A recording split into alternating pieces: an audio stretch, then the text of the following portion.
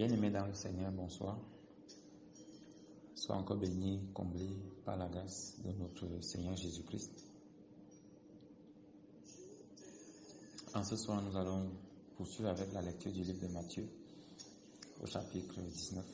Mais avant, je voudrais, par la grâce de Dieu, que nous élevons la voix pour recommander encore ces moments. Au Saint-Esprit de Dieu, merci. Merci parce que il n'y a que toi pour nous révéler les choses cachées, nous faire connaître ce que nous ne connaissons pas, donner la compréhension des mystères de Christ notre Roi. C'est pour ça qu'en ce moment, je prie afin que tu prennes véritablement le contrôle dans le cœur, dans la vie de tous ceux qui écoutent, pour réunir, diriger les pensées au nom de Jésus. Que les distractions et tout ce qui vient pour limiter la compréhension soit renversé au nom de Jésus-Christ. Que ton règne descende et s'établisse dans les cœurs de tous ceux qui écoutent au nom de Jésus, afin que la vérité leur soit échue en partage. Papa, je te rends grâce pour ta bonne parole qui est répandue encore dans les cœurs, parce que toi, tu es venu pour sauver ce qui était perdu. Qu'elle récupère tout ce qui était perdu, tout ce qui était perdu, Seigneur.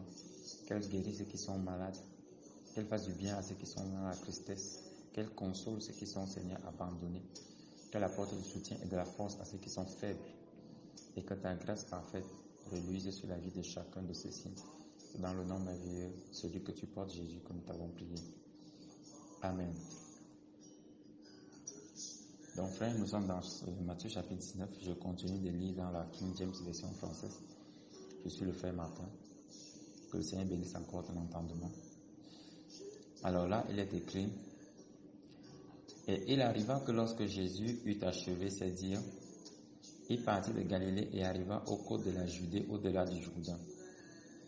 Et de grandes multitudes le suivirent, et il les guérit là.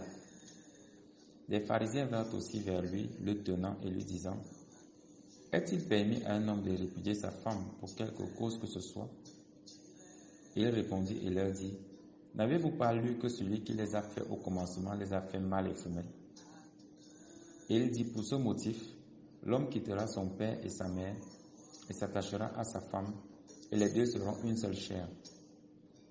C'est pourquoi ils ne sont plus deux, mais une seule chair. Ce que Dieu donc a joint, que l'homme ne le sépare pas. Il lui dit: Pourquoi donc Moïse a-t-il commandé de donner une lettre de divorce et de la répudier? Il leur dit: Moïse,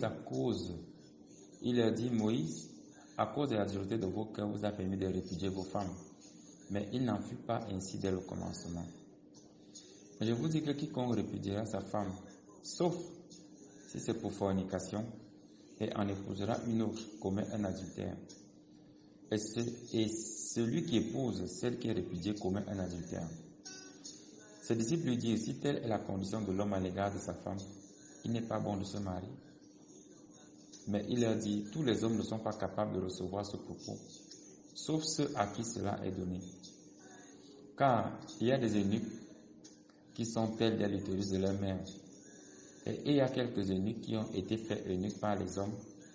Et il y a des eunuques qui se sont faits eunuques eux-mêmes pour le royaume du ciel. Que celui qui est capable de le recevoir, qu'il le reçoive. Alors, verset 13, on lui amena des petits enfants, afin qu'il pose ses mains sur eux et qu'il prie. Mais les disciples les reprirent. Mais Jésus dit: Laissez les petits enfants et ne les empêchez pas de venir vers moi, car à de tels est le royaume du ciel. Et il posa ses mains sur eux et il partit de là. Et voici quelqu'un vint et lui dit: Bon maître, quelle bonne chose ferais-je afin que je puisse avoir la vie éternelle? Et il lui dit: Pourquoi m'appelles-tu bon? Aucun n'est bon, sinon un seul, c'est-à-dire Dieu. Mais si tu veux entrer dans la vie, garde les commandements.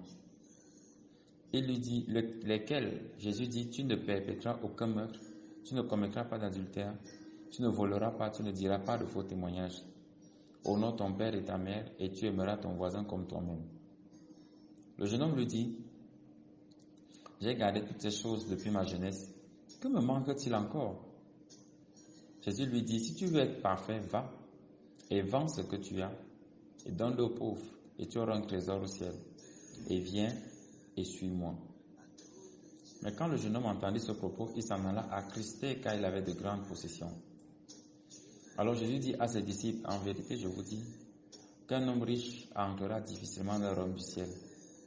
Et je vous dis encore, verset 24, il est plus facile à un chameau de passer au travers du clou d'une aiguille que pour un homme riche d'entrer dans le royaume des dieux. Verset 25, lorsque ses disciples l'entendirent, ils furent extrêmement stupéfaits, disant, qui donc peut être sauvé?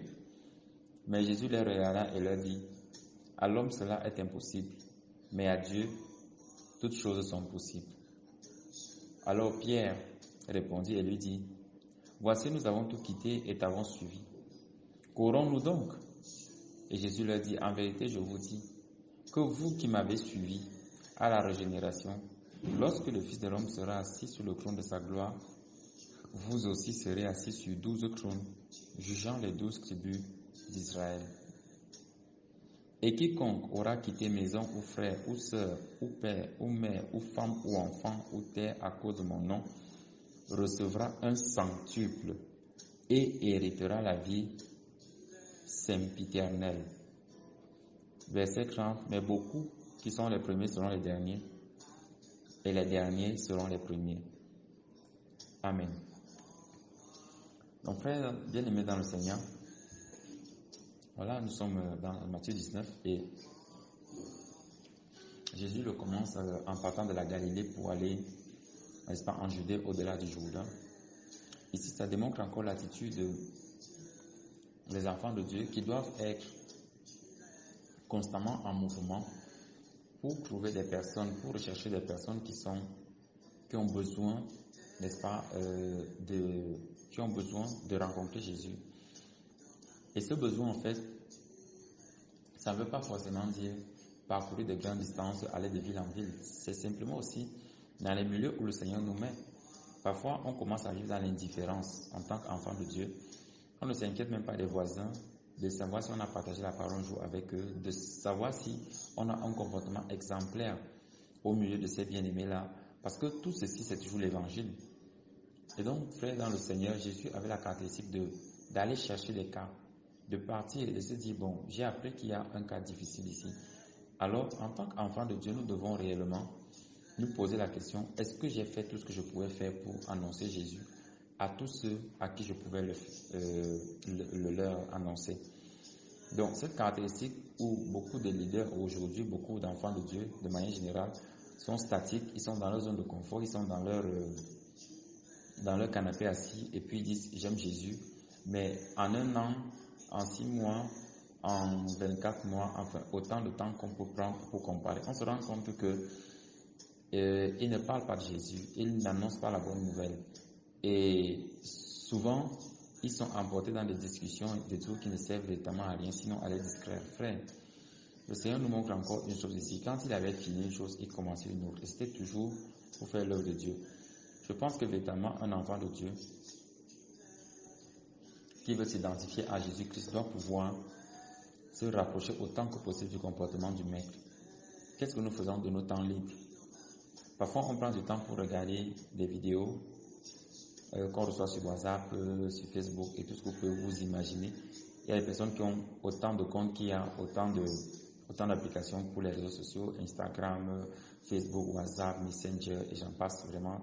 Et elles ont le temps de répondre à toutes les personnes avec qui elles sont en communication dans ces différents réseaux sociaux-là, mais n'ont pas le temps de s'édifier avec une parole biblique ou d'édifier un bien-aimé avec une parole biblique. Frère, ce n'est pas juste, ce n'est pas honnête, ce n'est pas le caractère d'un enfant de Dieu.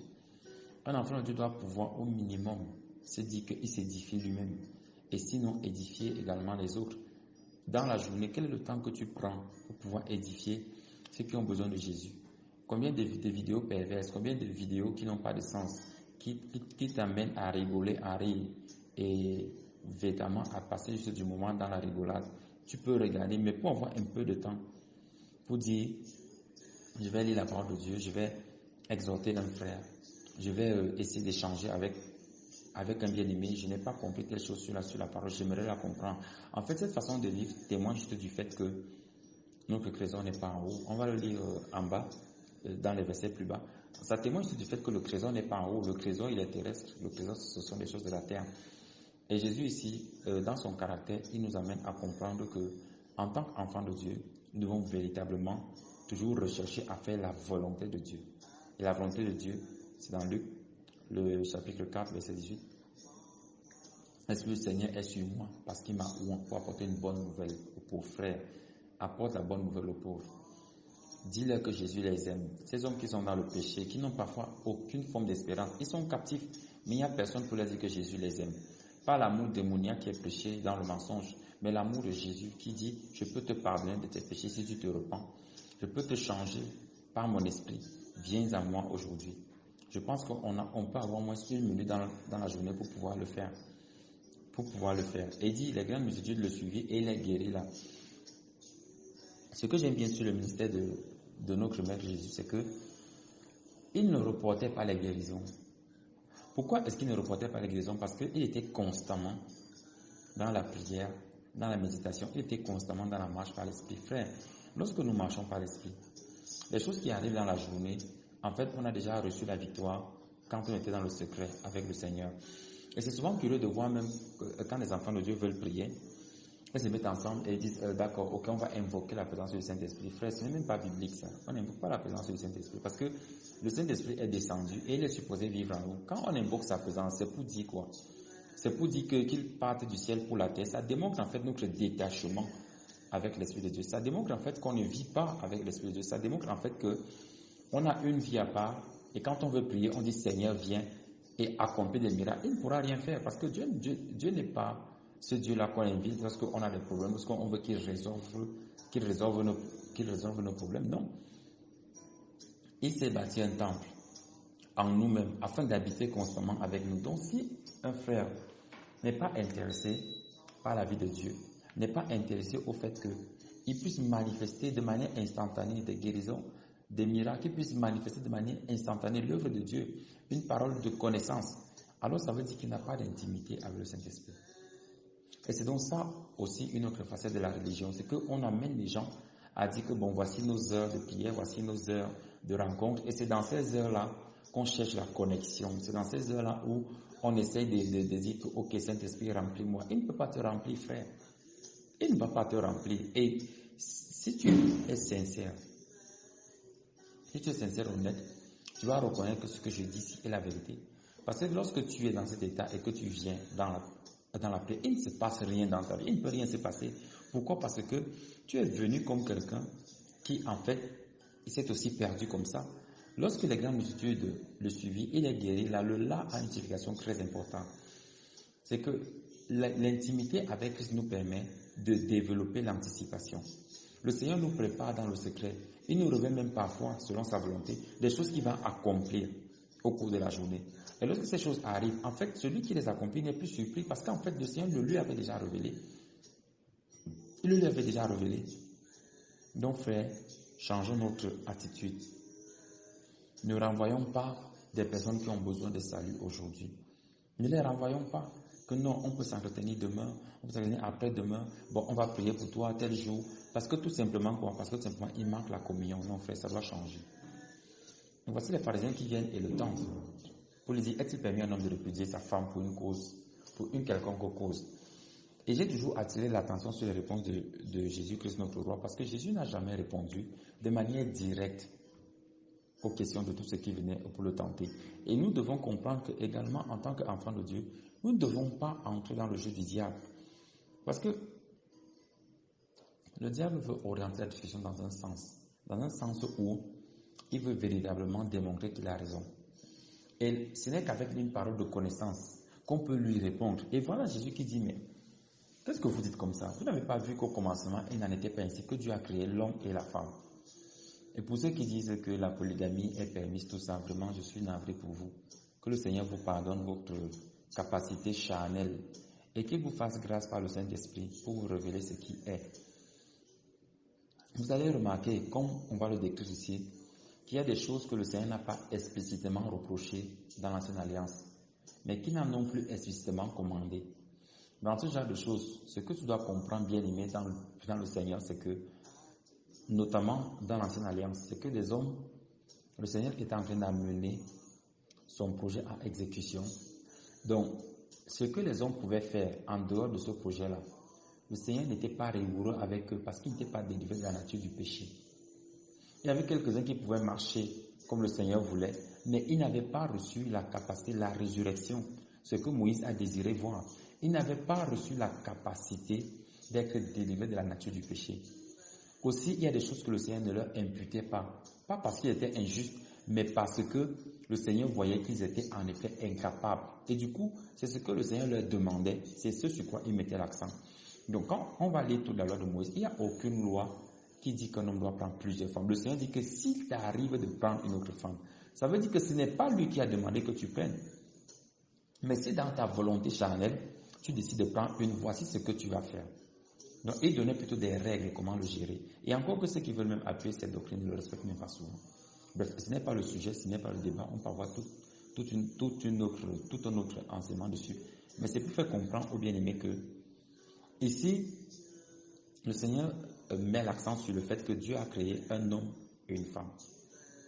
Et il a dit l'homme quittera son père pour s'attacher à sa femme, une seule épouse. Et les deux seront une seule chair. Frère, ce verset-ci nous dit que Dieu a établi le fait qu'un homme soit avec une femme. Et ce sont souvent les discussions des ténèbres, des discussions du diable. Et toutes les personnes qui se reconnaissent savent qu'elles sont charnelles et qu'elles pratiquent d'une manière ou d'une autre les œuvres de la chair liées à l'impudicité. À l'impudicité. Et ici, on voit quelque chose de très important. Souvent, on pense que ce verset-ci concerne d'abord l'homme et la femme que Dieu a créés. Frère, ce verset concerne d'abord Christ en premier. Parce que Christ a quitté son Père. C'est-à-dire, il a quitté le trône. Il ne s'est pas regardé égal avec Dieu. Il a abandonné son égalité avec Dieu pour venir s'attacher à nous, pour faire de nous son épouse. Donc, Christ, dans son désir, n'a voulu qu'une seule chose. C'est que nous, son épouse, que nous venions à le connaître. Donc, ce verset en premier, bien aimé dans le Seigneur, est destiné à Christ lui-même. À Christ lui-même. À Christ lui-même. Donc, frère dans le Seigneur, nous devons comprendre que ici, le Seigneur Jésus nous amène. Ici, le Seigneur Jésus nous amène à devoir nous attacher à lui en tant que notre seul époux. En tant que notre seul époux. Et si c'est donc le cas, nous devons comprendre que si Christ est notre seul époux, est-ce que nous pouvons en avoir donc d'autres?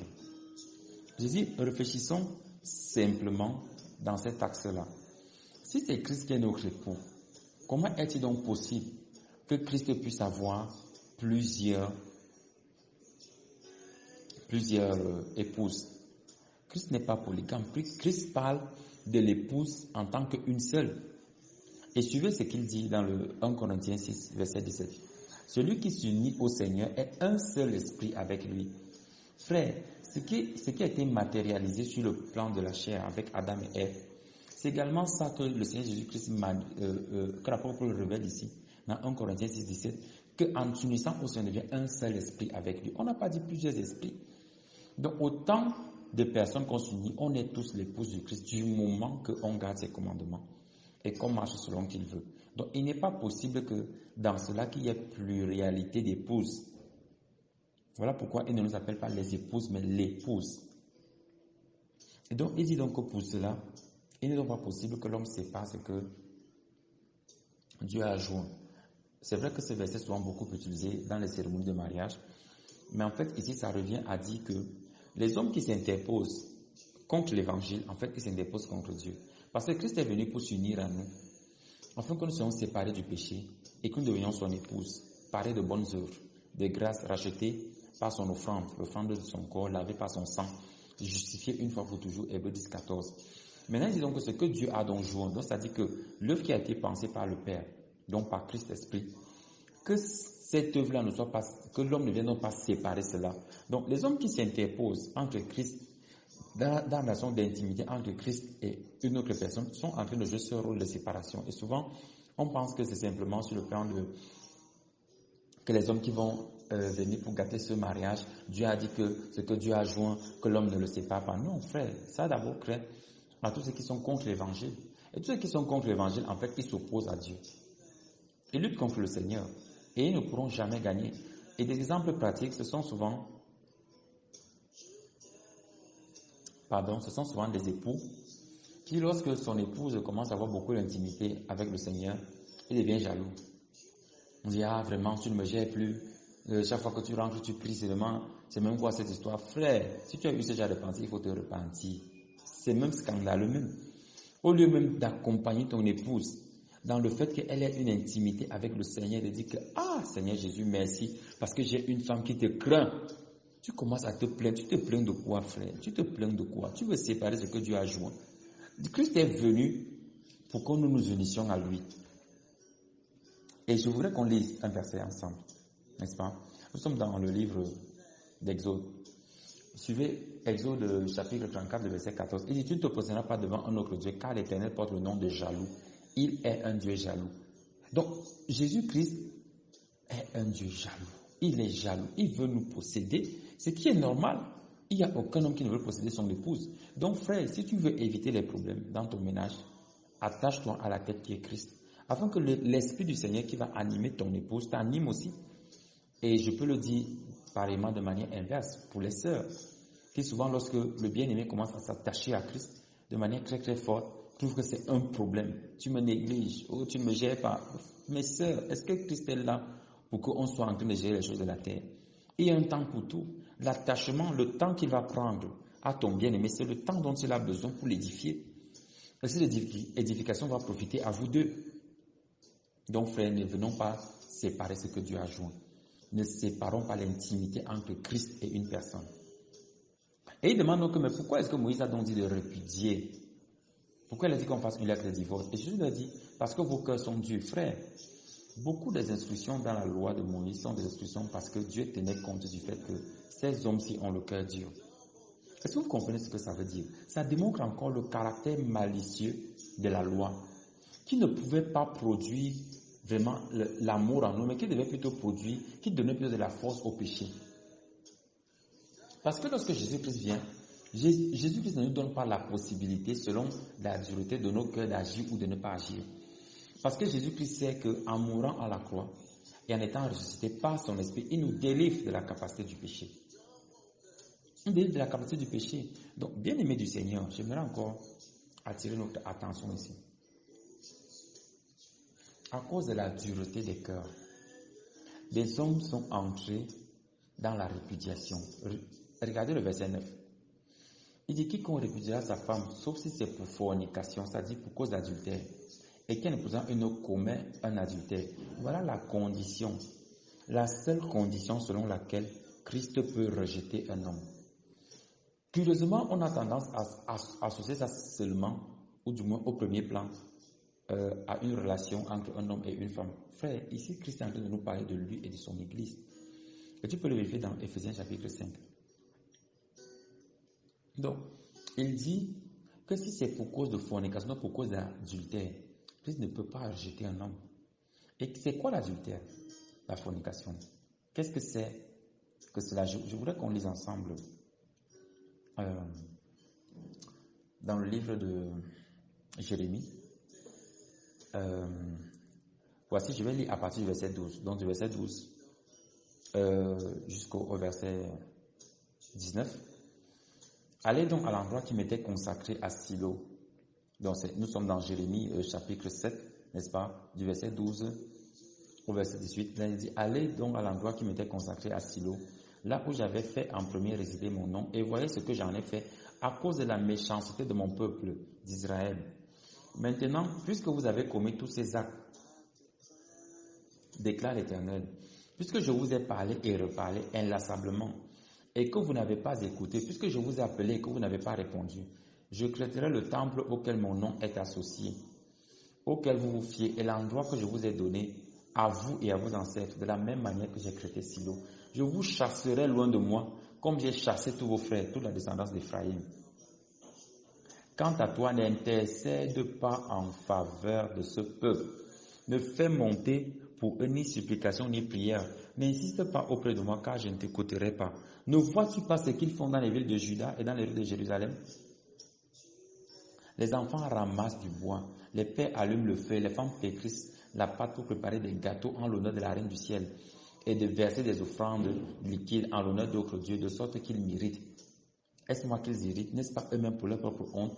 Frère, lorsque on adore d'autres dieux, on est en train de commettre l'impudicité, l'adultère. C'est cela l'adultère, frère. C'est lorsque nous adorons d'autres dieux. C'est lorsque nous nous attachons à d'autres dieux. Et le Seigneur ici attire notre attention, faisant comprendre que la seule manière de répudiation que Christ connaisse, c'est que un homme ou bien son enfant commence à adorer d'autres divinités. Et le diable, le sachant très bien, amène les enfants de Dieu à adorer autant de divinités que possible du moment que ce n'est pas Christ. Du moment que ce n'est pas Christ. Et il le fait de manière expresse, sachant que en faisant ça, nous nous éloignons de la grâce de Dieu. Nous mettons Dieu à dos. Frère, je voudrais encore attirer ton attention en ce jour pour te dire que, bien-aimé dans le Seigneur, il faut que nous nous séparions de tout ce qui constitue un adultère aux yeux de Dieu. C'est une trahison au cœur du Seigneur. Et si nous ne le faisons pas, le Seigneur a la possibilité de nous répudier. Et c'est pour ça que l'apôtre Paul a encore insisté sur le péché de l'impudicité en disant, tout autre péché que l'on commet est en dehors du corps. Mais l'impudicité, c'est dans le corps qu'on le commet. Donc on suit le temple de Dieu et on le force à sortir. Il n'est pas possible qu'un homme qui ait reçu le Saint-Esprit ne soit pas délivré de ce péché. Ce n'est pas possible, frère. Ce n'est pas possible. Ainsi, les disciples qui ont compris la chose sur le plan de l'homme et de la femme disent qu'il est même bon de ne pas se marier. Bien aimé dans le Seigneur, Jésus nous fait comprendre qu'il y a des personnes qui sont appelées ainsi. Il y a des personnes qui sont faites eunuques eux-mêmes, donc ça veut dire que des personnes qui ont décidé de ne pas être mariées à cause du Seigneur. Il y a des personnes qui l'ont décidé ainsi. Donc, comme l'apôtre Paul, qui avait décidé de ne pas se marier, il a décidé ainsi. Pourquoi? Parce que il avait choisi en lui-même de se faire eunuque pour le royaume du ciel. Ce n'est pas que le Seigneur condamne ceux qui ne le sont pas, mais c'est pour dire qu'il y a de tels hommes, c'est la vérité. Donc, les enseignements selon lesquels le célibat vient du diable, c'est descendu vraiment, frère, que le Seigneur te délivre de son nom de Jésus-Christ. Il y a des personnes qui sont rendues eunuques pour le royaume des cieux. Il y a des personnes qui ont reçu ça parce que le Saint-Esprit les a appelés d'une manière spécifique. D'une manière spécifique, ce n'est pas une règle, ce n'est pas une façon de vivre. Non. Et si le Seigneur dit de ne pas empêcher les petits-enfants de venir à lui. Alors, on a vu déjà l'image de ce que représentent les petits-enfants ici. Donc, tous ceux qui ont le cœur d'enfant, qui ont reçu le Saint-Esprit, qui sont convertis et qui viennent à Christ, il ne les empêchait pas. Et encore ici, il prend l'image sur les tout-petits. Les tout-petits, pourquoi? Parce que les tout-petits ont la particularité de se précipiter vers le Seigneur. De se précipiter vers ce qui est bon, ce qui est aimable. Et pourtant, c'est le concret avec les adultes, en fait. Les adultes ne se laissent pas facilement attirer par ce qui est simple. Frère, lorsqu'on est en Christ, on doit être attiré par les choses qui sont simples. Donc voilà une chose que tu peux utiliser dans ta vie pour mesurer est-ce que ton cœur est comme celui d'un enfant. Donc voici l'homme qui vient voir Jésus et demande qu'est-ce que je peux faire pour avoir la vie éternelle. On aime souvent cette question-là. Jésus dit, ok, pourquoi m'appelles-tu bon? Un seul est bon, c'est-à-dire Dieu. Et si tu veux entrer dans la vie, garde les commandements. Pourquoi Jésus dit ici, pourquoi m'appelles-tu bon? Un seul est bon, c'est-à-dire Dieu. On a le sentiment qu'il se sépare de sa divinité. Et ce n'est pas qu'un sentiment, c'est la vérité. Parce que le livre de Philippiens nous dit, dans le chapitre 2, que Jésus n'a pas regardé son égalité avec Dieu comme une proie à arracher. Or, qui est l'égal de Dieu si ce n'est Dieu lui-même? Il s'est abaissé volontairement, c'est-à-dire ici Jésus est en train de donner un modèle, non seulement pour que nous le suivions dans ce modèle, mais afin que les différents leaders qui sont supposés éclairer les enfants de Dieu, qu'ils également se calent sur ce modèle-ci pour diriger les choses. Jésus nous montre ici que dans la chair, personne ne doit jamais accepter d'être celui-là par qui les hommes obtiennent le pardon ou le salut. Je vais reprendre. Ce que Jésus-Christ dit ici, c'est pour dissocier dans l'esprit du jeune homme qui vient le fait que ce jeune homme-là venait pour amadouer Jésus, pour corrompre sa pensée. Et il commence par l'appeler bon. Donc on commence à donner des qualificatifs, des flatteries. Vraiment, Daddy, vraiment le leader, vraiment c'est un homme extraordinaire. Quand il prêche, vraiment, je sens mon cœur touché. Frère, on s'en fout de ça. Je te le dis en toute honnêteté. Le leader qui reçoit ça, ou le serviteur de Dieu qui reçoit ça, est déjà égaré.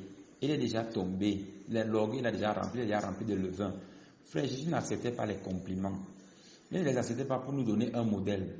Parce qu'il savait que le diable devait tenter ses enfants par ça. Donc ici, lorsque je dis pourquoi m'appelles-tu bon, c'est pour lui dire que ton salut n'est pas lié au fait que tu écoutes celui que je suis.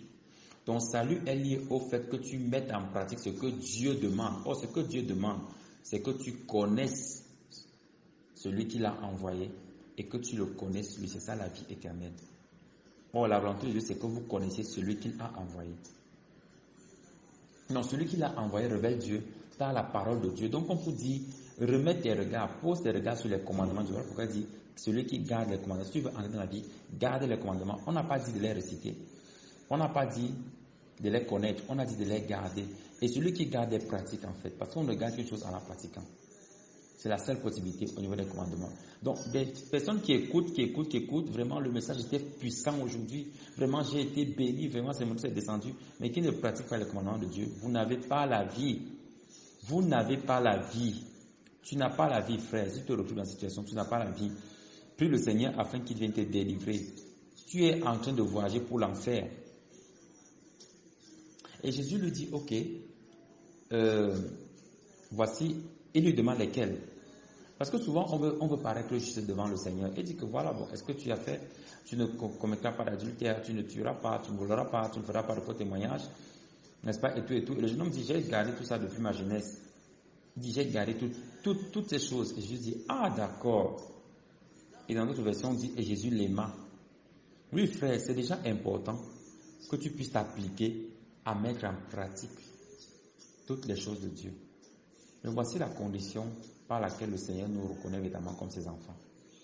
Il dit, si tu veux donc être parfait, Matthieu 5, verset 48, soyez parfait comme le Père Céleste est parfait. Parce qu'il y a que les parfaits qui vont entrer au ciel. Va vendre tout ce que tu as, donne-le aux pauvres. Et si je fais remarquer d'abord que Jésus n'a pas dit, va vendre tout ce que tu as et viens semer dans mon ministère. Et viens me donner. Il n'a pas dit cela. Donc, cette doctrine qui est que les gens sont là et disent qu'il faut venir semer dans mon ministère pour que tu prospères. Frère, c'est le mensonge. C'est le mensonge du diable. C'est le mensonge. Et toi qui fais ces choses, le Seigneur va te condamner toi-même. Parce que tu as laissé ton voisin affamé, mais tu pars semer avec un gros véhicule, avec des terrains, avec beaucoup de choses, parce que en fait tu miroites quoi? Tu miroites le gain. Tu miroites le fait que ce que je donne là, Dieu va me rendre ça. Frère, si tu as fait ça, sache que c'est perdu pour de vrai, parce que ce n'est pas à Dieu que tu as donné à un homme. Parce que si tu veux donner à Dieu, donne dans le secret. On en a parlé dans les précédents chapitres de Matthieu. Donne dans le secret, là où personne ne voit. Là où personne n'est au courant que tu as donné, si ce n'est ton Père qui est en haut. Jésus a dit, va, donne-le aux pauvres. Qu'est-ce que Jésus nous montrait ici? Et tu auras un trésor dans le ciel. Comme il a dit à Abraham, donne-moi ton Isaac. C'est Dieu qui a demandé à ce qu'Abraham donne Isaac. Ce donner-là, ça veut dire, il faut que tu te sépares. Il faut que tu puisses être dissocié en termes d'affection et d'attachement à la chose que tu aimes le plus. Qu'est-ce que tu aimes le plus, frère? Qu'est-ce que tu aimes le plus, ma soeur? Tant que tu n'as pas pu te séparer de ça, sache que tu n'as pas encore de trésor au ciel. Il y a des personnes qui aiment tellement les séries télévisées. Il y a des personnes qui aiment tellement le divertissement, entertainment. Oui, ils aiment ça tellement. Et ils ne peuvent pas se séparer de ça. Parce qu'en fait, quand Jésus dit, vends tout ce que tu as, c'est parce qu'il avait compris. Pourquoi? Parce qu'il a l'Esprit de Dieu. Et il comprend que ce qui te lie, c'est que tu es attaché à tes biens. Ça ne veut pas forcément dire que ces biens-là, c'est le cas avec tout le monde. Il y a des personnes qui n'ont pas de biens, mais qui sont attachées, par exemple, à leur travail. Oui, il aime son travail plus que Dieu. À un niveau où il trouve tous les justificatifs pour dire qu'il n'a pas pu prier, n'a pas pu faire ceci à cause de son travail. Donc ce n'est pas juste, frère. Donc tant qu'on n'a pas cédé ce qui est unique à nos yeux, ce qui est unique à nos yeux, parce que Isaac était l'unique d'Abraham. Ce qui est unique à nos yeux, tant qu'on n'a pas scellé ça au Seigneur, ça veut dire avoir un détachement. Et c'est le Seigneur qui nous montre comment nous détacher. Ce n'est pas nous qui décidons. Ça veut dire qu'on n'a pas encore un trésor au ciel.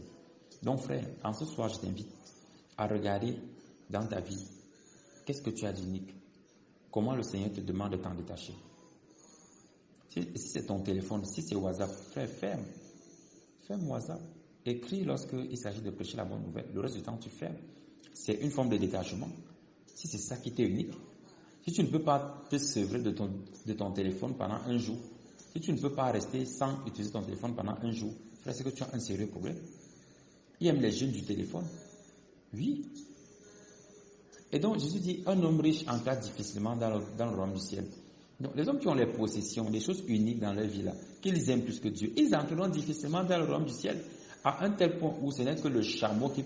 C'est plus facile pour un chameau de passer dans le clou d'aiguille. Ici, Jésus nous montre la difficulté qu'il y a à être sauvé tant qu'on est attaché au bien de la terre.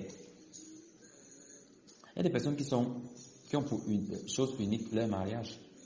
Le Seigneur ne te demande pas de divorcer, mais le Seigneur te demande de ne pas aimer le mariage plus que lui. C'est-à-dire que où tu te fais belle seulement pour ton mari, mais tu ne te fais jamais belle pour Christ. Et on se fait belle pour Christ comment? En détruisant tout le mauvais comportement qu'on a en nous. Les femmes qui, lorsque tu parles A, sont déjà à Z, elles vont parler jusqu'à... Elle n'a jamais essayé de se faire belle pour Christ. Mais elle arrange les phares et tout, mais ça vient bien là quand son mari est là. Sœur, ce n'est pas juste. Christ veut te voir dépourvu de la colère, de la jalousie, de la médisance. Il veut te voir, il veut voir ces choses-là tomber. Il veut plus voir ça. C'est ça se faire belle pour Christ. C'est ça se faire belle pour Christ. Les hommes qui sont colériques, nerveux, quand ils rentrent chez lui, les enfants fuient dans la chambre. Frère, le Seigneur te demande de te repentir. Ce n'est pas juste. Repends-toi. Tu ne te fais pas beau pour le Seigneur. Tu ne peux pas être celui-là qui est souriant dehors et tu es méchant dedans. Ça veut dire que tu es hypocrite. Donc Jésus dit que ce qui est impossible à l'homme est possible à Dieu. Pourquoi Jésus nous dit ça? Et on appelle ce verset pour le transformer de manière charnelle. Où les prédicateurs déclarent, je déclare, en me tenant sur cette parole, ce qui est impossible à l'homme est possible à Dieu. Les gens qui t'ont méprisé hier, aujourd'hui, à partir d'aujourd'hui, tu vas être élevé à leurs yeux. On dit Amen. Un amen de fornication, un amen de péché, un amen de mensonge, où on vit dans ces choses-là, dans les ténèbres. On vit dans les ténèbres, avec les désirs sulfureux de la chair. Et on dit Amen. Chose qui est impossible à l'homme est possible à Dieu. Oui, c'est impossible à un homme d'envoyer un autre homme en enfer, mais c'est possible à Dieu aussi, frère. Il faut aussi comprendre ça comme ça. Oui, ce qui est impossible à l'homme est possible à Dieu. Il n'est pas possible qu'un homme ouvre les portes de l'enfer pour te mettre là-bas, mais c'est possible à Dieu. C'est possible à Dieu que si tu ne te repentes pas, qu'il t'envoie en enfer sans état d'âme. Je dis sans état d'âme. Dieu n'a pas de problème. Il n'a pas créé l'enfer pour toi, frère, ni pour moi. Il a créé l'enfer pour Satan et ses anges. Et tous les hommes maintenant qui ne veulent pas obéir, qui ne veulent pas se soumettre à Christ, qui ne veulent pas se débarrasser de leur impureté, qui ne veulent pas s'attacher à l'esprit, marcher selon la lumière. Oui, Dieu n'a pas de problème. Il va rendre possible le fait que tu ailles en enfer. Je déclare que, quel que soit ce qu'ils ont dit sur toi, l'alliance que j'ai avec Dieu est maintenant sur ta vie. Frère, quelle alliance? L'alliance du péché, l'alliance de la destruction. Il n'y a aucun homme qui peut te sauver. Si tu as entendu des choses pareilles et que tu as cru, il faut te repentir maintenant. Demander pardon à Dieu. Parce qu'il n'y a pas d'alliance qu'un homme peut avoir au point de t'amener dans le salut. C'est le Christ qui t'amène dans le salut. Les hommes ne sont que des instruments. Et j'aime prendre cet exemple. Lorsque on joue du piano et qu'on a bien joué, on félicite qui? On félicite le piano ou bien le pianiste? Si nous sommes des instruments entre les mains du Seigneur, comment on peut venir féliciter le piano? Dire que c'est moi qui t'ai prêché la bonne nouvelle. C'est moi qui t'ai amené à Christ. Frère, tu n'es que le piano. Repends-toi si tu as eu ce genre de... Repends-toi, frère. Tu n'es que le piano. C'est Jésus qui est le pianiste. C'est lui qui a joué la mélodie, qui a attiré la personne. Et la personne a dit, wow, quelle belle mélodie. Donc c'est normal qu'elle remercie Christ. Tu dois même être transparent même. Un serviteur de Dieu authentique doit être transparent.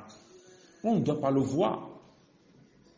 Quand on vient pour bénir, on dit, oh vraiment merci, homme de Dieu, merci, dit que non, rendez gloire à Dieu seul. Oui, rendez-lui gloire. Donc, ce qui est impossible à Dieu est impossible à l'homme est possible à Dieu. Et également, dans l'autre sens de cette impossibilité-là, souvent, il y a des personnes qui commencent à dire, vraiment, pour tel, je ne sais pas si un joueur peut même être sauvé. Frère, si tu as eu ce genre de pensée, repends-toi aussi. Ce n'est pas bien, c'est mauvais. Ce qui est impossible à nous est possible à Dieu. Ce n'est pas parce que quelqu'un est englué dans le péché qu'on va arrêter de prier pour elle. Non. On doit continuer de prier parce que ce qui ne est pas possible est possible pour Dieu. Si un chameau peut passer dans le clou d'une aiguille, ça veut dire que même si l'homme est attaché à ses richesses, même s'il est lié dans le péché, comment, si on prie avec foi et qu'on a espérance et que cet homme est sensible un jour ou l'autre à la direction de l'Esprit, je crois véritablement qu'il peut être sauvé. Oui, voilà ce qui est possible à Dieu. Donc ne condamnons pas sans que Dieu n'ait condamné. D'ailleurs, nous ne connaissons pas la condamnation de Dieu parce qu'elle va intervenir au dernier jour. Et pour finir, voilà Pierre qui dit, nous avons tout quitté et nous t'avons suivi. Qu'est-ce que nous gagnons dans cette affaire-ci? Nous gagnons quoi? Suivez la réponse de Jésus. Jésus leur dit en vérité, je vous dis, verset 28, vous qui m'avez suivi à la régénération, donc à la vie nouvelle.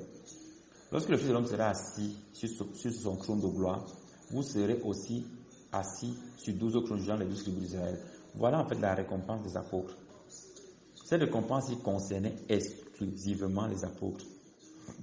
C'est vrai que le Seigneur nous dit dans le livre d'Apocalypse que celui qui triomphera s'assiera avec moi et jugera.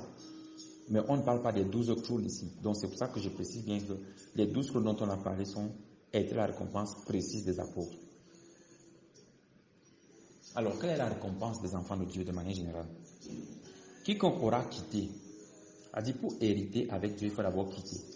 Donc les personnes qui n'ont jamais quitté, qui aiment leur maison, leur travail, leurs frères, leurs soeurs, leurs pères, leurs mères, plus que le Seigneur Jésus-Christ. Je pense qu'on aura tout un enseignement sur l'amour de Jésus sur ce paragraphe-ci pour qu'on comprenne assez bien ce que ça veut dire.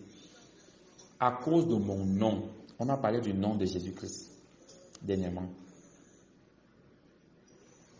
Il ne s'agit pas ici du nom Jésus-Christ. Il s'agit de la personne de Jésus. Donc si tu quittes parce que tu dis je vais recevoir au centuple, je vais semer pour recevoir plus, frère, tu n'as pas quitté. Tu es venu investir, tu n'as pas quitté. On parle du nom de Jésus. Le nom de Jésus ici, c'est la personne de Jésus-Christ. Il faut bien comprendre ça. Donc c'est Jésus-Christ Dieu. Or, si on quitte pour Jésus-Christ Dieu, ça veut dire, ça nous implique la sanctification. Ça nous implique l'attachement à la doctrine, garder les commandements de Christ. Et il dit quiconque aura donc quitté toutes ces choses qui peuvent être des caractéristiques pour nous retenir. Ça veut dire que si on aime ces hommes plus que Dieu, ou ces choses plus que Dieu, alors on n'a pas quitté. Et qu'est-ce que ça veut dire aimer ces hommes ou ces frères plus que Dieu? Ça veut dire que je vois mon frère dans l'erreur, je ne lui dis pas que Jésus t'aime. Ça veut dire que je veux l'aimer plus que Dieu. C'est en fait ce que ça veut dire, parce que dans d'autres versions, on dit celui qui ne haïra. Est-ce que notre Dieu est un Dieu de haine? Non. Mais il est en train de nous enseigner ici que, en fait, le haï de Dieu, ça veut dire un amour qui nous amène à prendre des mesures, à dire ce qu'on doit dire, afin que l'âme de la personne ne tombe pas dans les ténèbres, afin que l'âme de la personne n'aille pas en enfer.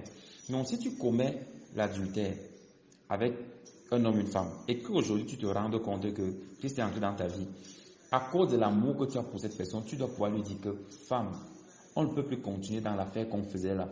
Parce que si je continue, je suis en train de tuer ton âme. Ça veut dire que je ne t'aime pas. C'est pour ça que Jésus dit il faut haïr. Parce qu'aux yeux de la femme, elle va dire que tu me haïs. Parce que si tu m'aimais, tu devais continuer la relation avec moi.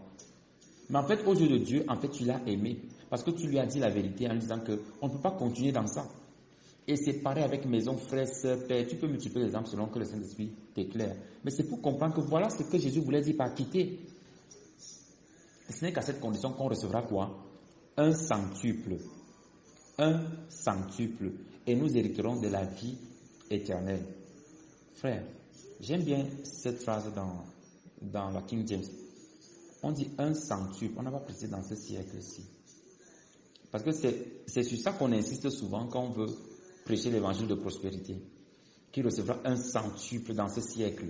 Dans ce siècle-ci. Frère, les choses qu'on vient de quitter là, est-ce que ce sont les choses matérielles ou bien ce sont les choses spirituelles?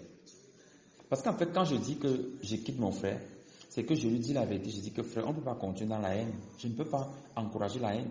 Je ne peux pas, ma soeur, te laisser aller dans le péché. Je ne te dis pas. Donc, en fait, ce sont ces choses spirituelles-là qu'on est venu manifester pour témoigner à Dieu qu'on a quitté les choses charnelles. Or, si Dieu ne nous récompense pas par les choses charnelles, qu'est-ce qu'il nous donne ici? En fait, c'est que ces frères que nous avons perdus, nous les retrouverons. Comment? Par le salut. Déjà, dans le corps du Christ, et aussi par la grâce de Dieu, si nous restons déterminés, nous les retrouverons lorsqu'ils seront sauvés, parce que cette action que nous allons poser envers eux va mettre la semence de Christ dans leur vie. Et le Seigneur qui est fidèle, comme dans Acte 16, qui croise au Seigneur, tu seras sauvé toi et toute ta maison. Cette parole va s'accomplir certainement parce que nous avons haï donc nos frères, nos sœurs. C'est-à-dire, selon eux, nous les avons haïs, mais selon Dieu, nous les avons aimés. Héritera de la vie éternelle. Donc voilà la promesse de Dieu. La promesse de Dieu consiste en ce que les frères que nous avons quittés, nous allons les retrouver. Nous allons les retrouver sauvés. Non seulement dans le corps du Christ, parce que Christ va nous entourer d'une autre famille, d'une famille nouvelle, mais encore ces mêmes frères-là charnels, qui étaient charnels hier, seront sauvés demain. Et la vie éternelle pour nous-mêmes. Donc il n'y a pas une autre promesse. Voilà ce que Christ nous a promis. Donc, les choses qu'on vient promettre aux enfants de Dieu maintenant, oh vraiment, le machin s'est monté et dit, frère, c'est mesquin, c'est méchant. C'est méchant. Donc si on ne s'empresse pas d'entrer dans la porte qui est ouverte, on sera les derniers, frères. Alors que Christ nous aura appelé les premiers. Et cette parabole aussi rejoint, je ne veux pas beaucoup développer parce qu'on doit prier, mais ça rejoint, n'est-ce pas, ce qui s'est passé avec le peuple d'Israël pour que nous ayons le salut. Pour que nous ayons le salut, ils ont résisté à Dieu alors qu'ils étaient en premier appelés, mais Dieu a utilisé l'endurcissement pour amener le salut dans les autres peuples que nous sommes. Aujourd'hui, nous les devançons dans le royaume des cieux. Donc bien aimé dans le Seigneur, je pense qu'on a tout au long de cet enseignement, on a beaucoup fait des prières. Je voudrais que tu t'arrêtes un instant et que tu te dises que si véritablement tu as une chose unique dans ta vie, dis que Seigneur, révèle-moi cette chose-là. Dis-moi comment je dois faire pour m'en débarrasser afin que j'ai un trésor dans le ciel. Prie le Seigneur dans ton cœur, frère, en disant, Éternel mon Dieu, je n'ai pas la force ni la capacité de déceler ces choses qui sont des freins en moi. Je prie afin que tu viennes me les montrer. Ce dont je dois me séparer peut être agréable. Seigneur, que je comprenne que l'adultère contre toi est une chose terrible. Aller vers d'autres dieux. Aimer d'autres choses plus que toi. Les placer au-devant de toi, Seigneur. C'est en cela que je commets l'adultère. Que cela soit mon partage au nom de Jésus. Que mon amour pour toi soit sincère et vrai. Tout entier, non pas dans les paroles, mais dans les faits et les actes au nom de Jésus-Christ. Prie encore afin que le Seigneur, dans le nom de Jésus, garde tes regards fixés sur la véritable récompense, la vie éternelle. Et que toute autre forme de doctrine qui vienne pour te détourner de cela tombe dans le néant au nom de Jésus. Tombe dans le néant au nom de Jésus-Christ. Seigneur, merci pour tous ceux qui ont écouté. Merci Seigneur parce que c'est à toi que nous sommes mariés. Que tous ceux qui étaient, Seigneur, tu les vois, puissent se séparer de toi. Seigneur, je prie afin que tu restaures ces relations au nom de Jésus. Restaure l'intimité, Seigneur, dans les vies au nom de Jésus-Christ. Que chacun revienne rechercher l'intimité devant toi. Et que tous les comportements charnels qui visaient à séparer ce que toi tu avais uni dans l'intimité avec ton esprit, que ces comportements-là meurent dans les vies au nom de Jésus-Christ. Je prie afin que, Seigneur, ceci soit le partage de tous ceux qui ont entendu, écouté ce message, pour ta gloire et pour ton avènement dans la vie. Au nom de Jésus, nous avons prié.